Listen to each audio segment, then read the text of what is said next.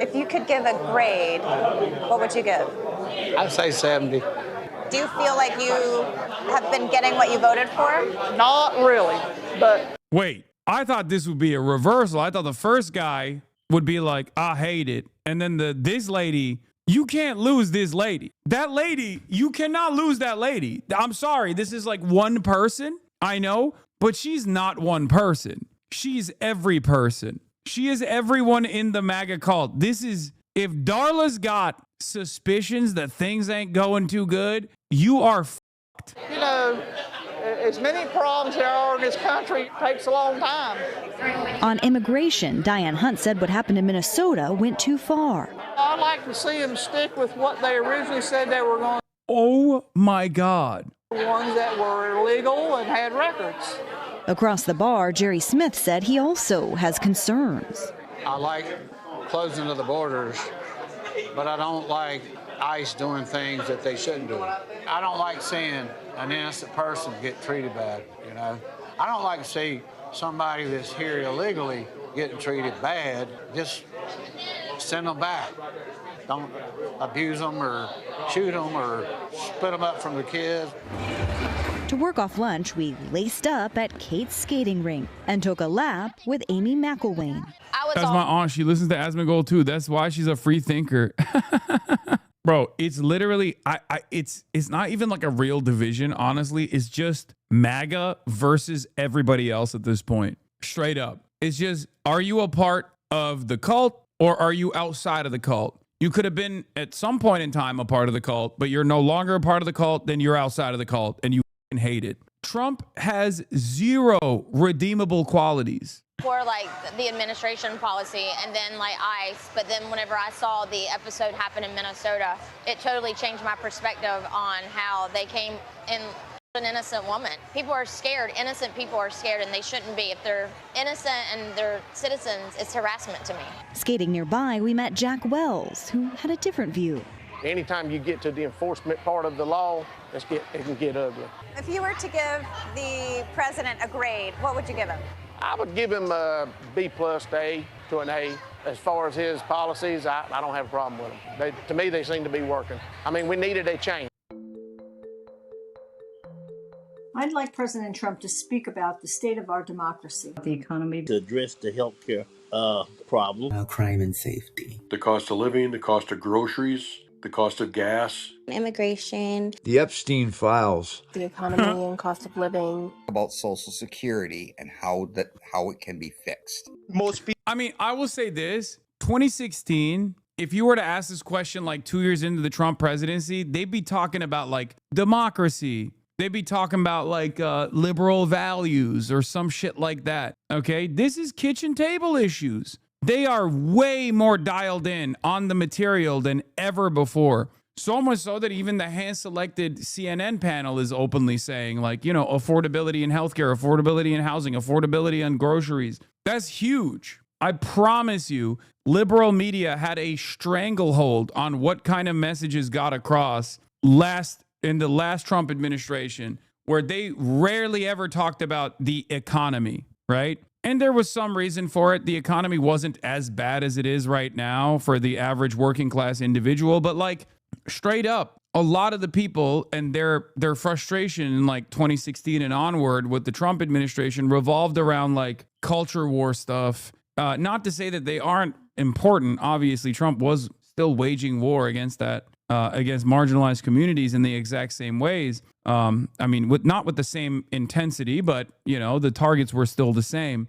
But I think, you know, kind of feels to me like these guys don't know the Dow is over 50,000. That's what I'll say. People are losing things like SNAP, WIC, things of that nature, and they can't even afford to live, buy food, but yet we're going to be getting taxed more. Also, I do want to say something. I don't want to give the game away. But I have a sneaking suspicion the reason why people are focusing on affordability right now is because the Democrats didn't move the conversation in a place that is far away from the material because they didn't do anything. They didn't do the liberal resistance like they put on a front in the same ways that they did last time around when they gave a show for people to you know, rally around. And when you don't actually mobilize the masses in a direction against Donald Trump, you don't get to be the leader of the message that is the most salient. So in a way, Democratic ineptitude has been quite beneficial for people like myself. I recognize that.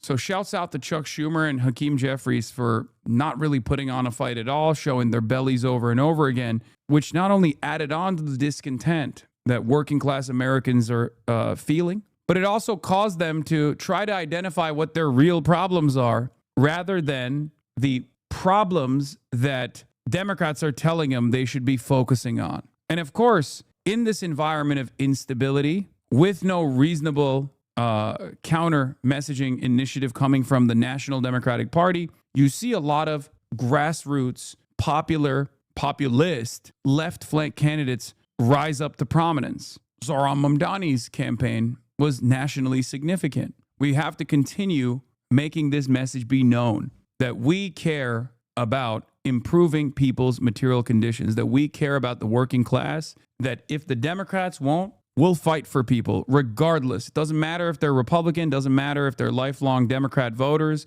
It does not matter if they don't vote. We want everyone to have health care. We want everyone to have college education. We want everyone to have a jobs guarantee. We want everyone to have housing, no matter what. And that's it. At least 3 dozen Democrats in Congress are protesting by skipping the president's address altogether. Some are instead attending a rally today sponsored by the far left groups Move On and Midas Touch. So just to give you an idea, the protest from them will be they're not going to show up. What am I like from the perspective of a person that says Midas Touch is far left? I want to know what they think I am. Like, do they what could I possibly be? So like, what am I? Am I just fucking Stalin? That's got to be so funny to live in that world where you're literally like, if you encounter my analytics and then you find out that I'm the largest leftist broadcast in North America, what does that say? What does that say to you? If you're like, he's not even on the political spectrum in America, he also happens to routinely collaborate with like members of the Democratic Party, and he's like working to get Democrats elected, and he happens to be this like unfathomably popular figure in America. What does that say? What does that say to you about the electorate? Nah, they don't conceptualize it as much as we do. They barely have a superficial understanding. Because like I've spent a lot of time on this part of the equation where it's like, what does it say that there are a shit ton of Asmongold fans? Like, what does that say about what the market wants? So that to me says that like Republicans are looking for that kind of commentary. They're desperate for a guy who will just go, yeah, based, Donald Trump is awesome. So it made a lot more sense when I found out that Asmongold's audience is like primarily European. My audience is mostly American, right? Overwhelmingly American, and a little bit in Canada too. So what does that fucking say? Zach is extremely liberal. He is not GOP. He's pro Bernie Sanders senator. Yeah. Zach is extremely liberal is so funny. One, first problem here, mentioning Asmongold by his government name as though you know him. Put batteries in the fire alarm. I'm not going to do that. Shut the fuck up, okay?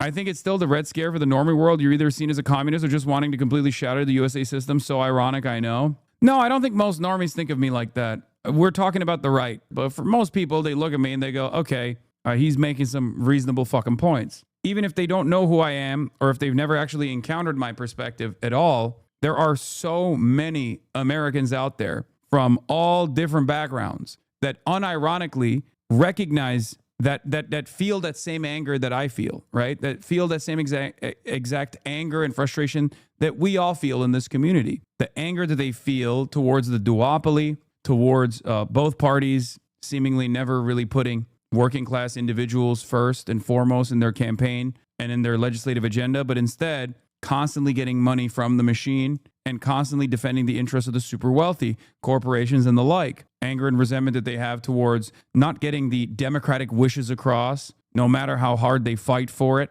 right? There are a lot of issues where we unite on, no matter how far right an individual may be.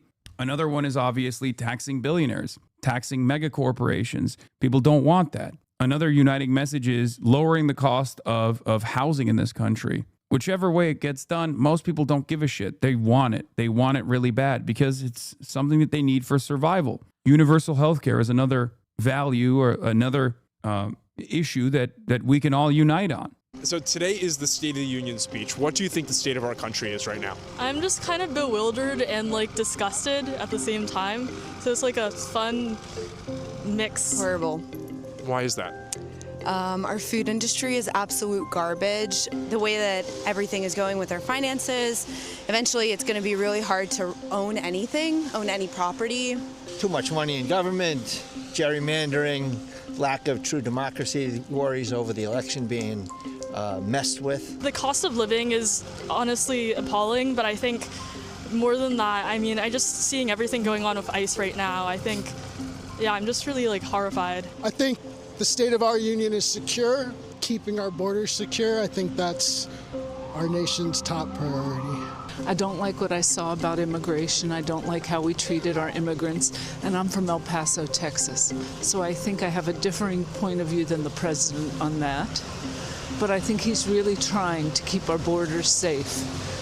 So I have to give him credit for trying. Bro, everyone in Australia thinks America's cooked, which means we are too. Yeah, when America fucking sneezes, the world catches a cold. And also, the entire world is looking at us in abject horror. How would universal healthcare help us achieve lower bill for us on lower income? Asmongold viewer here. Hey man, won't universal healthcare drive up everyone's bills across the US? Brother, if you're a low income, if you're a low wage worker, you don't even pay anything in healthcare. You understand that, right? Universal healthcare lowers the burden that you have from the amount that your wages take. Last, I promise, private healthcare plans have a deductible amount you pay out of pocket before insurance pays. Universal healthcare pays on day one. You don't have to avoid going to the doctor because you're short on money. Indirect, but still lowers bills. Yes, universal healthcare is the best policy. Straight up, is literally cheaper. It's only a little bit more expensive in what you pay for in your taxes than you would literally pay for right now if you're like super duper wealthy. You don't have to worry about that though. None of you motherfuckers have to worry about that.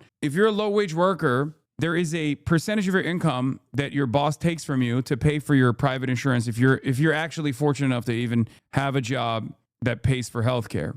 Under a universal healthcare system, your tax burden is going to be far lower than the percentage that is taken from your salary. Therefore, you'll have higher wages that and more disposable income so you can subscribe to the Hasanabi broadcast.